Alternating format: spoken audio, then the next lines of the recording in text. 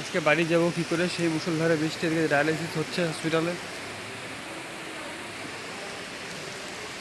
সেই বৃষ্টি মুষলধারে হচ্ছে। রাতও হয়ে গেল অনেক, ধান্দা। শুভ সকাল আমার প্রিয় পরিবার, তোমরা সবাই কেমন আছো? আশা করি ভালো আছো। কালকে তো ডায়ালিসিস ছিল, ডায়ালিসিস শেষ হয় হচ্ছে 10টার সময়। কালকে ওখানে প্রচণ্ড বৃষ্টি, মানে ডায়ালিসিস শেষ হওয়ার পরে আধা ঘন্টা হসপিটালে বসেই ছিলাম। প্রচণ্ড বজ্র বিদ্যুৎ সহ বৃষ্টি, কিছুতেই কমছে না। তো বাড়িতে তো আসতে হবে। তো ওইভাবে আমরা তো একটা অটো করে আসি, পরিচিত একটা অটো আছে, ওই অটো করে আসি। তো অটো করে মানে ওই বৃষ্টির মধ্যেই আসলাম। আর কালকে রাত্রে হয়েছে একটা ঘটনা। পাশ দিয়ে একটা গাড়ি যাচ্ছিল, এমন অসভ্যের মতো গাড়িটা মানে গেল, পুরো মানে একদম ভিজিয়ে দিয়েছে। একটা গর্ত ছিল, ওই গর্তের মধ্যে জল জমেছে, এত জোরে গেল মানে আমি পাশে বসেছি, আমাকে ভিজিয়ে দিয়েছে, আর যে চালাচ্ছিল তাকেও ভিজিয়ে দিয়েছে। যদিও অটোটা ঢাকা ছিল তবুও। আর হচ্ছে কালকে ঠিক করে রাতে খাওয়াও হয়নি, কারণ ডায়ালিসিসের পরে তো হোম ডেলিভারি আছে, একটা হোম ডেলিভারির থেকে খাই। তো হোম ডেলিভারিতে ভাত কালকে ঠিকঠাক করে ছিল না, অল্প একটু ভাত দিয়েছিল, সেটাই দুজনে ভাগ করে খেয়েছি। আর রাত্রিবেলা খিদার চোটে ঘুমও হয়নি, আর আমার এমনিতে তো ঘুম আসেও না। আর তার মধ্যে পারমাকাতে স্টিচ করেছি, প্রচণ্ড ব্যথা, এইভাবেই চলছে। সকালের চা খাচ্ছি এখন। সকালের চা কিন্তু আমি বানাই না, বানায় এই যে বানায়, 4 বছর ধরে এই বানাচ্ছে চা। আমি মাঝে সাঝে বানাই। আর বিকালে আমি এখন বেশি বাজে না, 9টার মতো বাজে। তো কালকে ছিল ডায়ালিসিস, সারা রাত তো কালকে ঘুম হয়নি। আর কালকে হচ্ছে করেছি হচ্ছে স্টিচ, পারমাকাতের মধ্যে প্রচণ্ড ব্যথা। আর রাত্রে হচ্ছে ঘুমের ওষুধ খাইনি, সেজন্য ঠিক করে ঘুম হয়নি রাতে।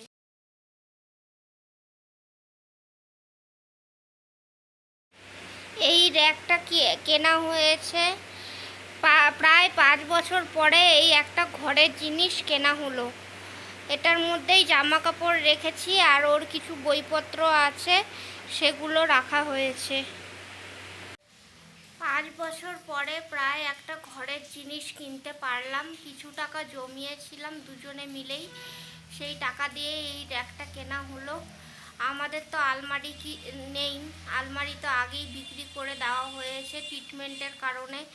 আরও অনেক কিছুই ছিল, সেগুলো সবই বিক্রি করে দেওয়া হয়েছে। আগে তো ভিডিও করতাম না, সেই জন্য তোমরা জানো না। অনেক কষ্টে এই জিনিসটা কিনতে পারলাম। এটার মধ্যেই এখন জামা কাপড় আর কিছু প্রয়োজনীয় জিনিস সেগুলো রাখা হয়েছে। আমাদের উদ্দেশ্য হচ্ছে কিডনি ট্রান্সপ্লান্টের জন্য টাকা জোগাড় করা। তো সেই কারণে আমরা কিন্তু প্রতিনিয়ত চেষ্টা করে যাই, বিভিন্ন বড় বড় যে ইউটিউবার আছে তাদেরকে মেল করি। তারপর হচ্ছে আরও যে ফেসবুকে আরও যে যারা এখন সাহায্য করে সোশ্যাল ওয়ার্কার, তাদেরকেও কমেন্ট করি বা যোগাযোগ করার চেষ্টা করি, কিন্তু কেউই কোনো মানে রিপ্লাই দেয় না। হয়তো তাদের অনেক কমেন্ট আসে, সেই কারণে হয়তো চোখে আসে না।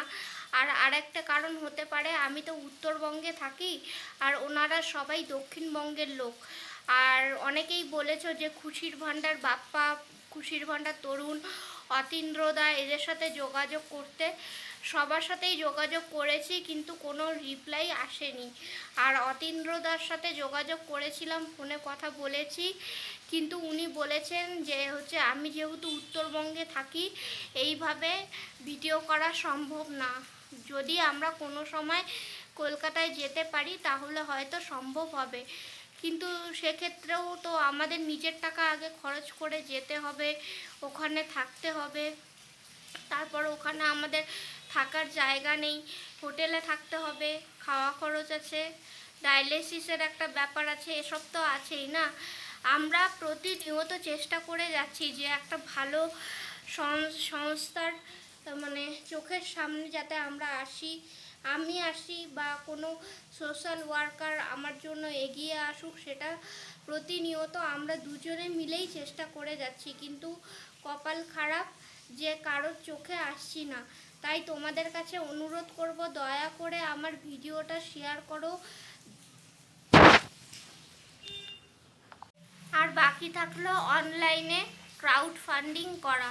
তো অনলাইনে আমরা অনেকবার চেষ্টা করেছি, মিলাপ, ইম্প্যাক্ট গুরু, কিট্টো, তিনটাতেই চেষ্টা করেছি, কিন্তু ওখান থেকে বলে যে তোমাদের চেনা পরিচিত যারা তাদেরকে বলো শেয়ার করতে, বারে বারে শেয়ার করতে, আর ওদেরকে ডোনেট করতে।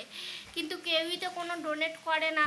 আর একটা সময় থাকে, সেই সময়ের পর সেটাও মানে বন্ধ হয়ে যায়। এই হচ্ছে অবস্থা। আমরা সব দিক দিয়েই ট্রাই করছি।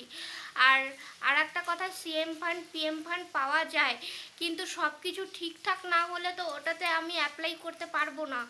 আর সিএম ফান্ড আমি আগেও পেয়েছি, ডায়ালিসিস পেশেন্টরা পায়, প্রত্যেক বছরই পায়, ওটাতে অ্যাপ্লাই করতে হয়। এবছর পেয়ে গেছি, আর পাবো না এবছর, আর পরের বছর আবার পাবো। ওটা খুবই কম পরিমাণ টাকা, কিন্তু তবুও পাওয়া যায়।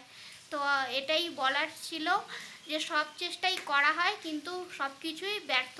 জানি না কবে ঠাকুর মুখ তুলে চাইবেন, তবে হয়তো কোনো ব্যবস্থা হতে পারে। তো আজকের মতো ভিডিও এটুকুই। ভালো লাগলে অবশ্যই লাইক করো, শেয়ার করো, কমেন্ট করো। একটা সংসার করতে গেলে না প্রচুর কাজ থাকে। আর বলতে পারো এটা তো আমাদের সংসারই, কারণ এখানে শুধু ট্রিটমেন্ট করে থাকি না, সাথে থাকতে হয়, খেতে হয়, সব কিছুই, মানে একটা সংসারের সমস্ত কাজকর্মই করতে হয়। তো সংসারের কাজ কিন্তু আমরা দুজনে মিলেমিশেই করি, আমিও করি, আমার হাজব্যান্ডও করে। আমাদের কাজটা ভাগ করা আছে। আমি শুধু মানে রান্না করি, তরকারি করি, ও যেরকম ভাত করে, ও যেরকম সকালে চাটা বানায়, আমি সেরকম বিকালের চাটা বানাই। এরকম ভাগযোগ করে আমরা কাজ করি, মিলেমিশে কাজ করি। তো দুজনেই কাজ করি, ভেবো না যে আমি একা একাই কাজ করি। ও যদি আজকে সাহায্য না করতো, ও যদি আমার পাশে না থাকতো, তাহলে কিন্তু আমি মানে রান্নাটুকুও করতে পারতাম না, কারণ আমার কিন্তু পায়ে এক ফোঁটাও ব্যালেন্স নেই। আমি যে রান্না করি, ও যতক্ষণ আমি রান্না করি ও কিন্তু আমার পাশে দাঁড়িয়েই থাকে। এই সব কারণেই ও মানে সেইভাবে কোনো কাজও করতে যেতে পারে না। আর অনেকেই ভাবে যে কাজকর্ম কি করে, কাজকর্ম করবেটা কি করে তোমরাই বলো, যে সারাদিন বাড়িতে এত কাজ থাকে, আর আমাকে তো দেখার কেউ নেই। আমাকে যদি কেউ দেখার থাকতো তাহলে ও কাজকর্ম করতে পারতো। আর আগে শরীর ভালো ছিল, কিন্তু এখন দিন দিন শরীরটা খারাপ হয়ে যাচ্ছে। এই হচ্ছে অসুবিধা।